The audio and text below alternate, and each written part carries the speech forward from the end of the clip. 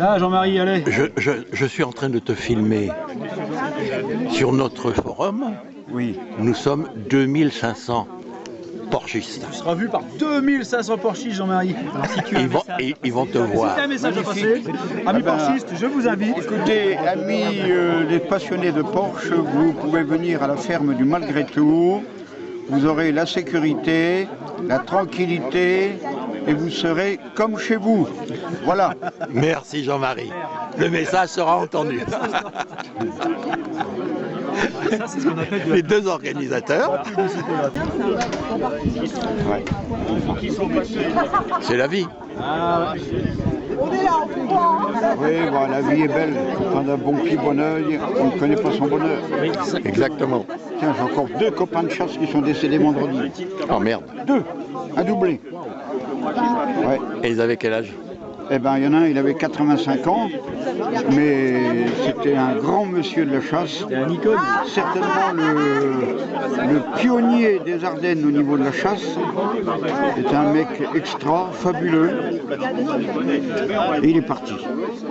Il est parti, il avait des problèmes au cœur. Et les chirurgiens ne savaient pas quoi faire, comment s'y prendre.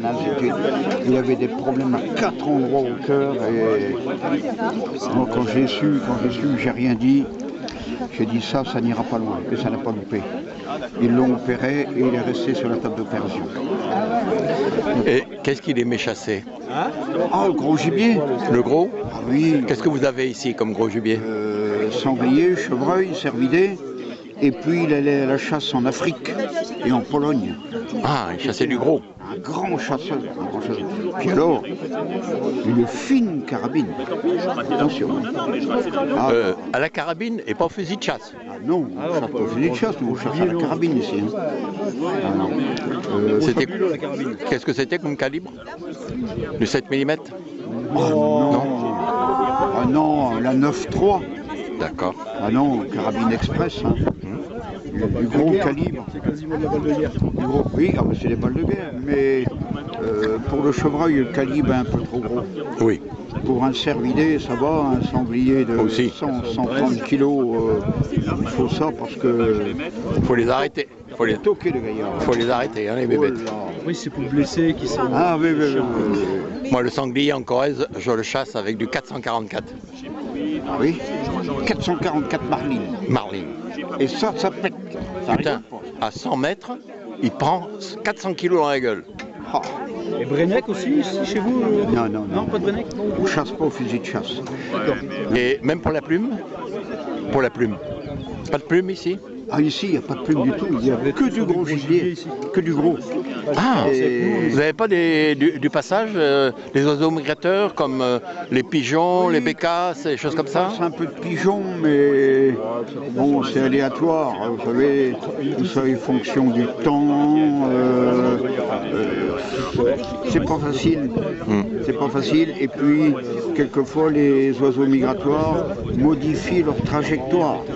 Ils ne passent plus à la même place comme dans le temps. C'est fini. Ah, Ça. nous en Corrèze, ils passent toujours au même endroit. Oui, mais vous On est en fin de parcours, nous. vous avez de la montagne là-bas. Oui, oui, Et à oui. mon avis, vous devez avoir des couloirs. Exactement. Et ils passent dans ces couloirs-là. Exactement. Vous les chassez au filet, au fusil? Au fusil, Au fusil au plan de deux, Dans la- pour les pigeons. La cabane? Non, au sol. Ah bon? Au plan de deux, hein, pour les avoir, parce qu'ils sont hauts. Ah oui? Ouais. Ah, vous tirez avec du 2? Du 2. Ouf! Sinon, on les touche pas. Hein. Ah oui? Ouais. Ah, parfait. Ouais. Et puis la bécasse, mais ça, il faut avoir un bon chien. Oui. Il faut avoir un très bon chien d'arrêt. Ouais. Mais nous, ici, on est plus gros gibier. Donc du chien courant. Oui. Déjà, nous, ici, on a 2 yaps terriers. Des chiens qui vont sanglier, on a des bons chiens. Et les chiens de sang aussi, quand l'animal est blessé. Oui, il y a quelques chiens de sang dans certaines sociétés. Les gars viennent à la chasse, ils ont leurs chiens de sang avec eux. Et en particulier, moi dans 2 chasses, on a 2 gars qui en ont, c'est des teckels. Ah oui, c'est excellent. Oui, et ça va très bien. Magnifique. Chez nous aussi. Oui. Chez nous aussi, c'est pareil. Et puis, c'est des chiens qui ne sont pas rapides, mais Ils ont du nez. ils ont du nez. Ils ont du nez. C'est incroyable, moi je les ai vus travailler, c'est infernal, hein. Impensable. Alors pour la bécasse, j'avais un griffon Cortal. Magnifique. Ah bah, là, vous avez dû vous faire plaisir. Hein. Oui, il m'a appris. C'est lui qui m'a appris. Oui. Mais Il m'a appris à chasser. vous l'avez toujours? Non, 17 ans après, il est mort. Oui, bah, quand vous l'avez perdu, vous avez avoir mal au ventre. Ne m'en parlez pas. Ah bah là, Ça a été triste, ça. ah bah bien sûr, c'est J'ai chialé comme un gamin. normal. Heureusement qu'il y avait ma femme pour me consoler, hein. N'est-ce pas, Chantal? C'est bien. Ah non, ça les chiens, quand on les perd, on a mal au ventre. Hein. Oui. Nous, il y a 4 ans, on a perdu notre chienne, Yak Terrier aussi. On avait une chienne magnifique, redoutable à la chasse et tout. Avec une intelligence. C'est ça, puis c'est C'est incroyable. Et gilets en Kevlar. Hein. Nous, elles ont des gilets en Kevlar de protection. Hein. Vos chiens? Ah oui, pour les sangliers. Oui. Vous mettez pas des clochettes? Si, non, mais elles ont un gilet, Pour les un gilet par balle de la police. Elles sont ça, la carotide est cachée, le ventre, et c'est le Kevlar. Ah ben ils prennent des coups de broc pour les sangliers, hein. Oh la vache. Ah non, non, le gilet en Kevlar, ça vaut 200 balles, hein. Ah, c'est la première fois que j'entends parler de ça. Ah oui, nous, nos chiens sont équipés, hein. Non, non, non. Les dernières, le jour de l'ouverture, on en a tué un gros. Il y a eu une bagarre avec les chiens. Déjà notre chienne, elle a pris un coup de broc là dans le gilet en Kevlar, on voyait la marque. Hein.